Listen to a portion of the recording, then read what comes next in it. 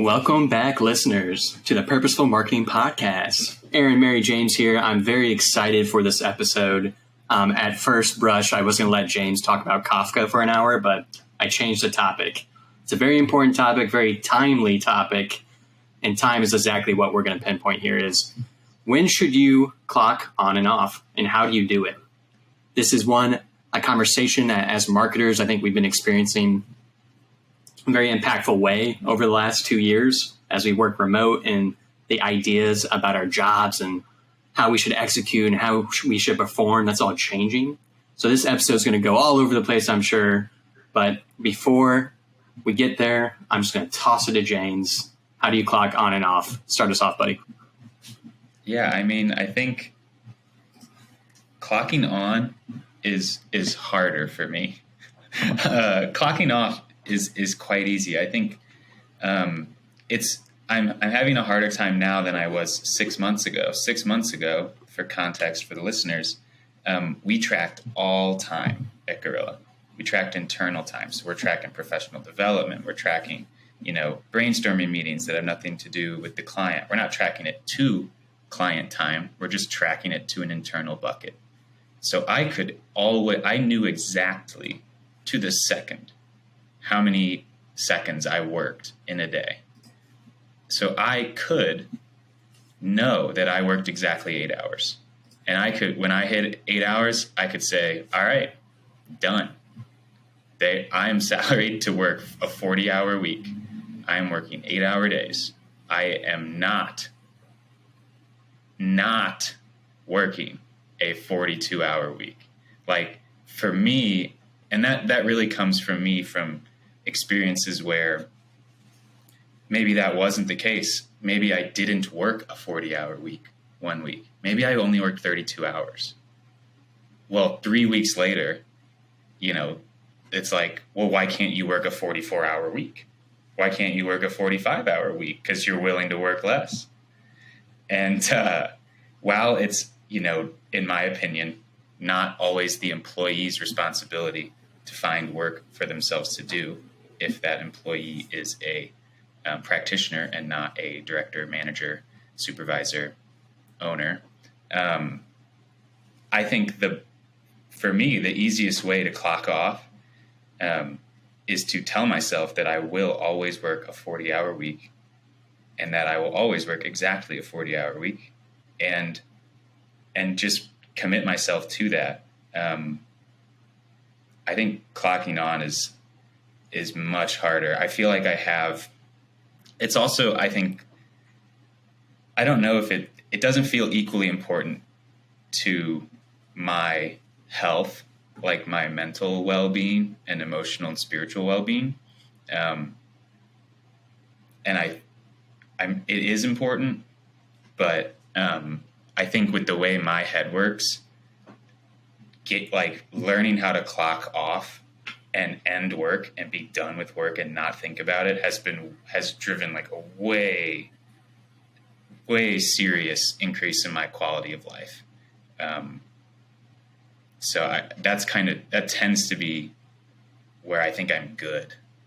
It is really all you have to do is just say that you're done, and you don't have Slack on your phone. You don't have your work email on your phone.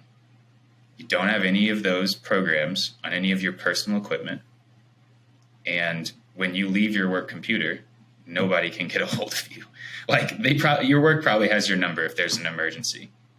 And if you're in a situation where you're receiving calls from your employer when it's not an emergency, outside of work hours, like that's a conversation you have to have, and you have every right to have that conversation.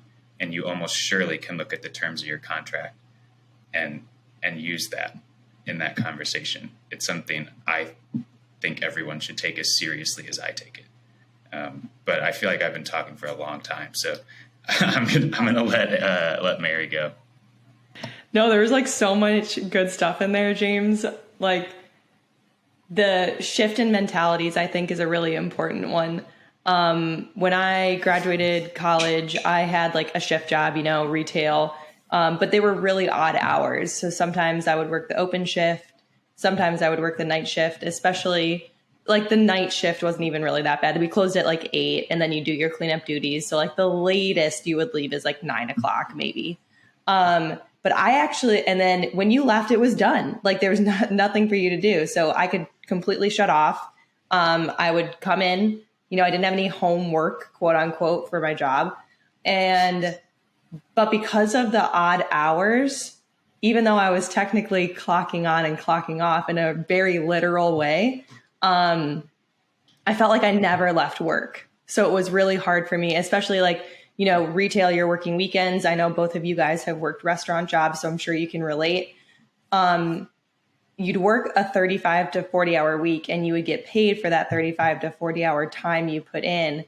But I definitely found that like my social life suffered a little bit. I was missing a lot of activities just because the hours aren't quite what everybody else was doing, especially right out of college when you get your first like real corporate job, right? So you're working your really typical 9 to 5 schedule. So that was really interesting for me, but I would like to hear if you guys had a similar experience, you know, going from college to restaurant service jobs where, you know, you do have to work those kind of strange hours.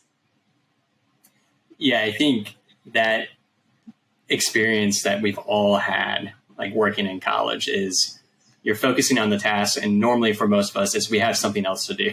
So then you immediately go to the next one, right?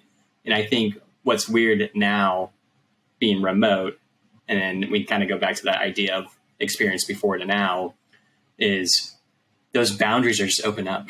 You know, it's if once I'm done with work, I'm probably going to be at this spot, maybe doing something else. I think that's the difference is when we're working those other jobs, they had a time where they ended and then we go to the next thing. For a lot of us, we're moving from one space in our house to the other space in our house where we have different roles and responsibilities. James, you have any thoughts on that or response on that? Yeah, in terms of the remote work, I think I struggled with that right away. I think what I ended up with just became my routine, I think because it worked. Because I work all over my house. I don't do the 2 monitors thing. I don't get all fancy with the tech. Like, I just need a keyboard to do my job, really. So sometimes I'm working in my bed with my dog. Sometimes I'm working on the couch. And what I realize is that I really need to work at my desk when I show up. Like when I wake up, I need to start the day in my desk. And it's just like, there just has to be, I'm really good at cutting the tie at the end of the day, slamming the laptop closed, setting it down, doing whatever. Like, it doesn't matter where I'm at when my day finishes. I'm good at calling it quits.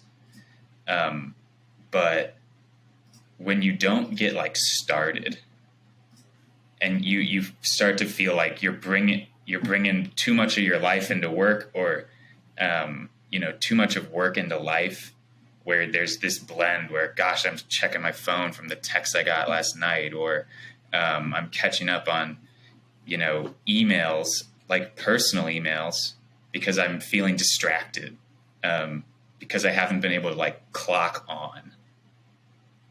Which, like, for me, if I've committed myself to working a 40-hour week, nothing more, nothing less, you do have to clock on. You do have to do the work to get to 40 hours.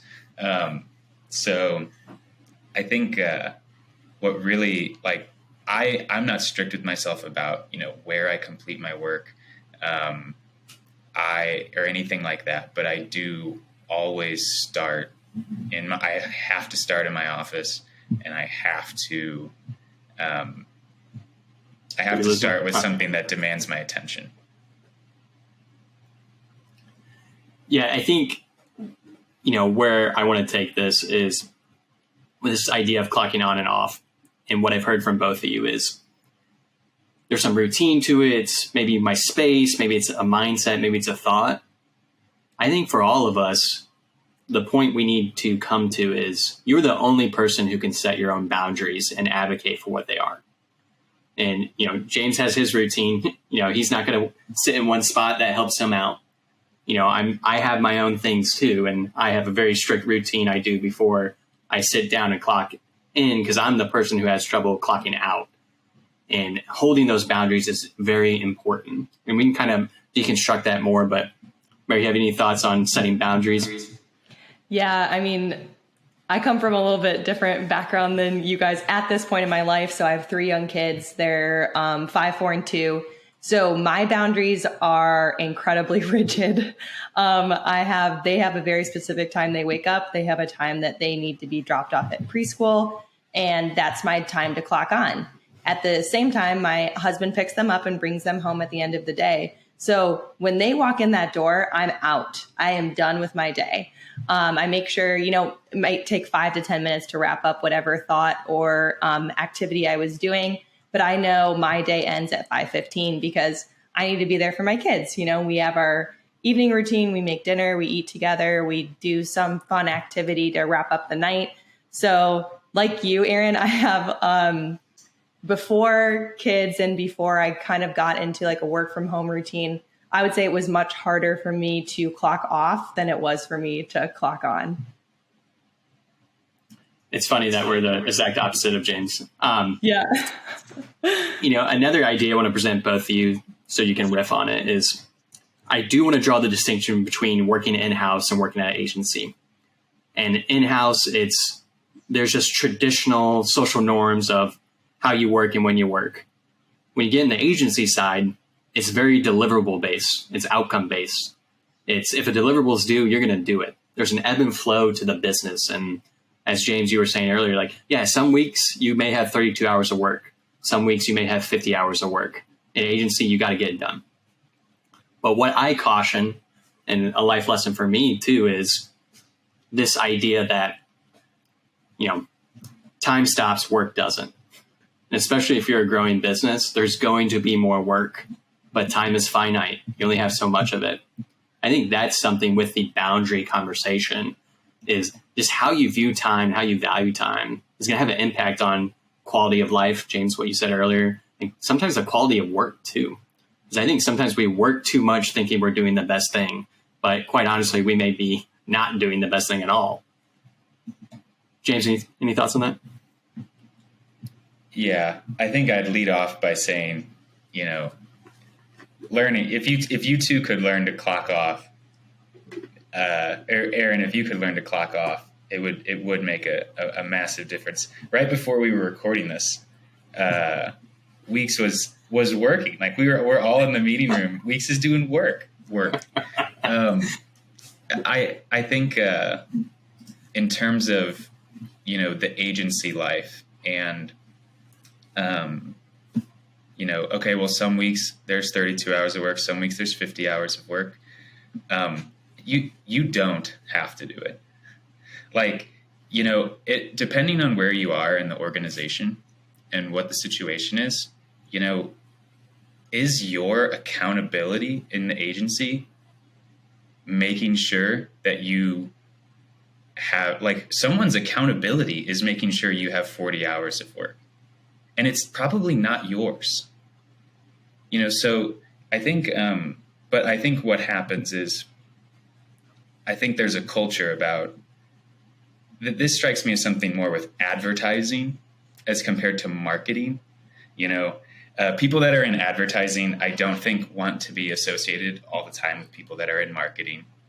I would say I'm proud to be in marketing because, God, I've listened to some of the miserable saps in advertising talk about their jobs, and they're working 60-hour weeks, and they're doing it because, well, someone's got to do the work. And it's like, no, someone needs to show some freaking leadership and hire some more people, create effective redundancy where it's needed so that we're not in crisis mode every 2 months when someone leaves. People need to exert some amount of leadership. And I think the control that you have, if you're not a leader, is to really assess that when you're going somewhere. How seriously do they take my time? Does this company care about my time? Do they care about my time at work, or do they care about how much I can do for them? there is a difference. Like you can sense the mindset of a culture like pretty easily when it comes to that.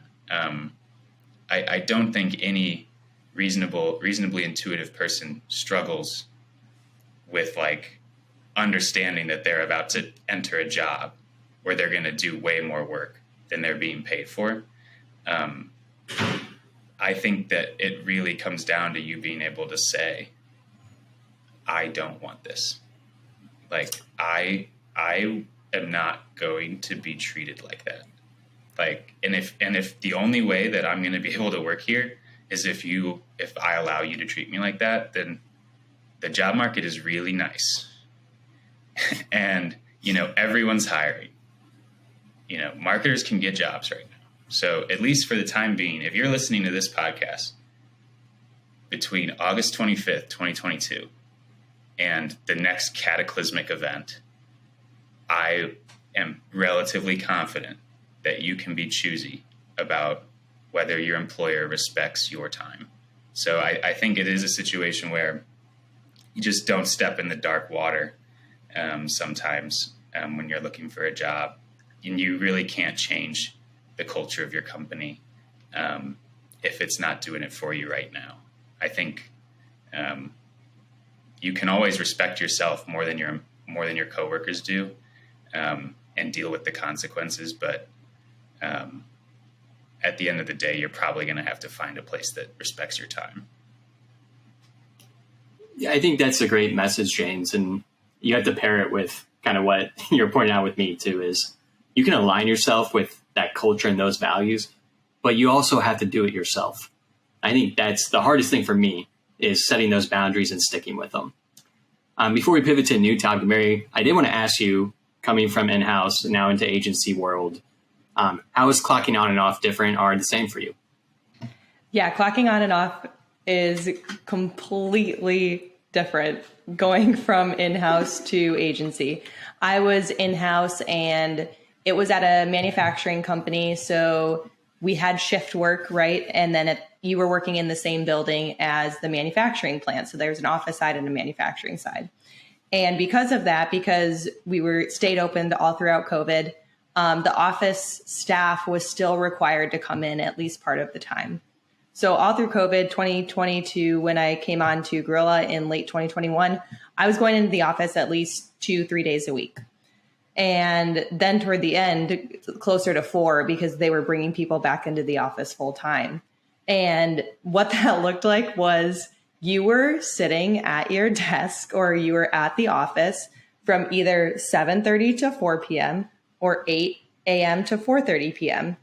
Now, I had to drive quite a distance. So, I had to get special permission from my boss and from HR to leave 30 minutes early. So to work from 8 a.m. to 4 p.m. rather than until 4:30 p.m. so I could pick up my kids on time and not have to eat dinner at like 7 p.m. Like I had to get special permission just to do that. So clocks were very rigid there. And then I come to Gorilla and it's like, yeah, clock on, clock off whenever you want. Just make sure you're getting your work done. To your point, Aaron, it's very deliverable based. Some days I do only work 32 hours and some weeks I work 45, 46 hours. It's a very nice switch. Couldn't recommend it more. Aside from the commute, like my old commute was 45 minutes one way, 45 minutes the other. So I would argue I was at work for 10 hours a day because I had to include the drive in that too. So very different. I love having a more flexible schedule on when I can clock on and off, especially having kids, opposed to the very, very rigid, you have to be at the office from this time to this time. I've got a follow-up question on that. Is it like, because I don't get very like flexible in terms of I'm on, I'm off, I'm on, I'm off. Yeah. With my workday. Like, is that hard? Like, how do you cultivate the ability to actually make use of the like ultimate flexibility? Everything's in your control, like without blurring those, like the lines between I'm working and I'm not working. Yeah. So I would say that's more the exception than the rule. So I've experimented since I've been at Gorilla with, hey, maybe I'll wake up super early, get, 1 to 2 hours of work done before my kids wake up, spend the morning with them, maybe go on a run or something, drop them off at preschool, come back to work for, 5-6 hours, and then they come home. Right. And then I've also experimented with the opposite, where I'm much more like compartmentalized with my time. So I wake up at a specific time, I get, my workout done, then I get my kids ready, I drop them off, then I'm at work for that 7.5 to 8 hours. I clock off for sure. So my time is done. And then the rest of the evening is my own. And I would say I actually prefer the latter. So we kind of had like a pre-call ahead of this, and I was kind of arguing for the former. But now that I've experimented with both, I think I actually prefer the very compartmentalized, you work on your work time and then you clock on at a specific time and off at a specific time. This reminds me of kind of activity I want to bring up for our listeners and ourselves that we can do after everyone listens to this and gives us 5 stars and do all that stuff. A great time activity that I've done throughout my life is just write a simple list. It can be eight items, right? Write down what you want to do with your time. Maybe it's family, maybe it's exploration, maybe it's art, maybe it's watch Netflix. It doesn't matter. Write those 8 things down. Then look at that list and think about where you spend your time right now. Is that aligned? Are they different items? Are they not even on your list? I think just that visualization itself can be very impactful for you to kind of really think about your time and how you value it. And that really goes to this conversation of, if you are going to clock on and off, what are you going to do with the rest of your time once you're off, right? And I think that's something that we often lose as we're just in this hustle and bustle of grinding and whatnot. Mary James, you have any thoughts on that? I love that you said that. I think a lot of people end up doing work when they're clocked off because they can't think of anything else to do. And that makes me a little bit sad. I feel like it's really helpful to kind of, if you feel like you're a really productive person at work and you feel like you're not an incredibly like engaged person outside of work, some of the things that work causes you to do, like making a to-do list, maybe you have to say no to some things at work, like where you're like, I don't have time to do this, I'm going to delegate this. Like, you can do some of those things like in daily life. Maybe you're a to-do list person and you're not using that outside of work. Maybe you don't have on your to-do list like call Nick, call my buddy, but you need to. Like you might be, if you're struggling with something like that, where you're like, you're not using the time that you're not spending at work as well as you'd want to. I mean, try out some of the stuff that you do at work. Like if you feel like you're doing a great job at work, some of that stuff helps. I mean, I think the biggest thing I think for me was I realized at some point that like, just because I wanted to be like a good friend and that's what was important to me, doesn't mean it just happens. If you want to be present about some part of your life outside of work, you have to work as hard at it as you do at your job. Like it takes an amount of effort that's really rewarding. And I think like people lose that amount of dedication when they start having to put it all into work. And then maybe you get one of those 32-hour weeks and you don't do anything positive for you with that extra 8 hours. So I am very glad that you mentioned that, Weeks. Definitely. Now, Mary, do you have any tips on being better with your time? I know you are a very productive person, and let me kind of wrap up there.